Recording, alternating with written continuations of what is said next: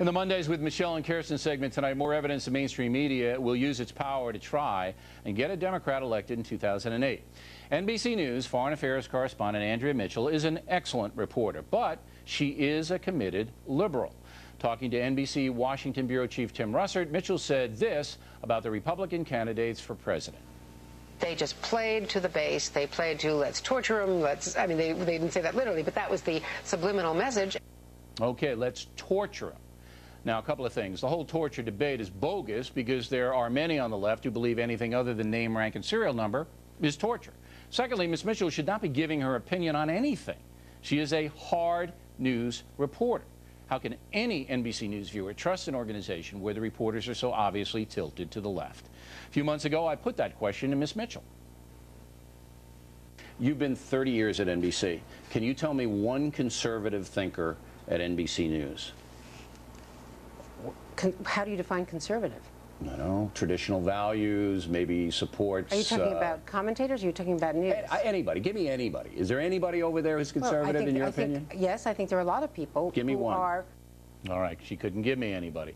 With us now, here in New York, Kirsten Powers, and in Washington, Michelle Malkin, both are Fox News analysts. Okay, Michelle, now look, the danger of this is, and it's happening right before our eyes, is that you will not get fair, hard news coverage from the mainstream media. And we saw that with the New York Times burying the JFK terror story on page 37. This Sunday, the new public editor, ombudsman, whatever, actually said they should have put it on page 1. The reason they didn't was because they don't want the Republicans to own the terror issue. Now, Andrea Mitchell, the chief foreign affairs correspondent for NBC News, which, as you know, has taken a dramatic turn to the left, and basically says, oh, all these guys want torture, and so do all the Republican base. They want torture. I mean, is it not outrageous?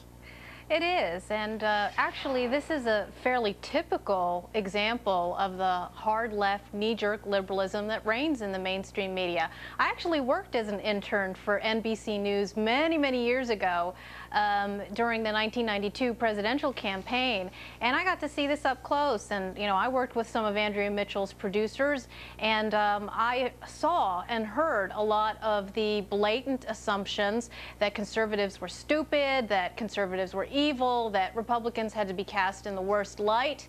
I got to see the sausage making that went on. So none of this is a surprise to me, but I'm very glad that you're flagging it. And here, her liberal bias was so transparent and obvious to anybody who actually watched that GOP debate and saw the nuanced differences, the very careful, thoughtful answers that those GOP candidates made to that question. And so for her to characterize it in some broad brush as pandering to the conservative base and saying that they all support torture is ridiculous. Just go read the transcript and you'll see how out of touch with reality she is. But this is the canard, Kirsten.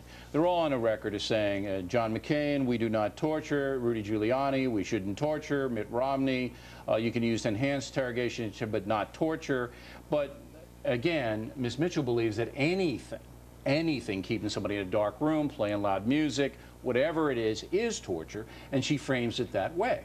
Except she did say, to be fair, they didn't say that. I mean, she was very clear. No, but it was subliminal.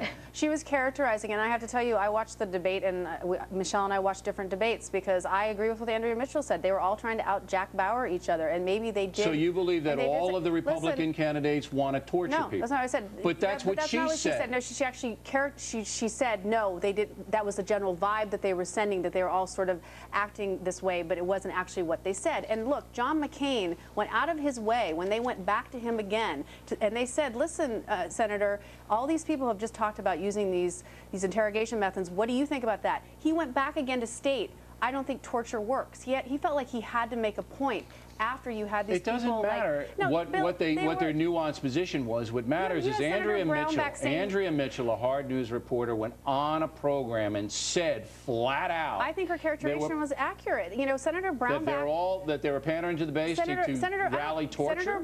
Senator Brownback said something like, "Well, we would just take action, and if we made a mistake, oh well." too bad. That's you know, all of I mean, them? It was like, There were no, but and then 12 of Duncan them on the Hunter, stage. Duncan Hunter, you know, this would be a 1-minute conversation with a director of, you know, right. the So then you didn't. defense. You got I mean, this. it was like, So then you did get the I guess subliminal message that all of the Republican I presidential don't think- candidates want to torture. You got that message. No, I don't think she That's what Mitchell said. She clarified that that's not. But did you or wait, stop. Did you or did you not get a subliminal message from every? Well, that's what Mitchell said. But I don't think the point she was making is there was a general vibe that they were all going to act tough and they're trying to act tough each other. It was a subliminal message. That look, she said it. Did I actually raise my voice to you? I'm sorry. That never Subliminally, I didn't want to do that. Yeah. Michelle, I mean, is Kirsten pettifogging or what? Yeah, pettifogging. Word of the day there, Thank Bill. you.